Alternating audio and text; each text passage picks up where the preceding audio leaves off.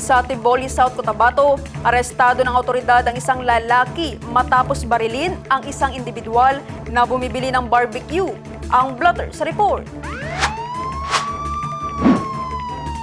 Naganap ang insidente sa harap ng isang gasoline station araw ng Martes, February 23. Kinilala ang biktima sa alias na Jermon, 35 years old, residente ng Barangay Quematu.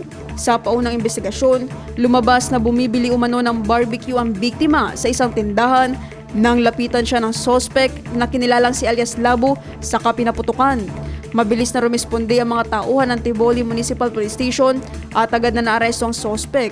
Isinugod naman ang biktima sa Morehouse Mission Hospital sa Barangay Edwards para sa paunang lunas at kalaunan ay inilipat sa South Cotabato Provincial Hospital para sa karagdagang gamutan.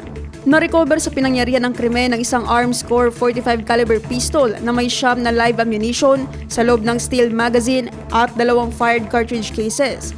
Kasalukuyan na sa kustudiya ng pulisya ang sospek para sa wastong dokumentasyon at inquest proceeding. Ang nakumpiskang baril at iba pang ebidensya ay isa sa ilalim sa ballistic at cross-matching examination ng Provincial Forensic Unit sa Coronadal City.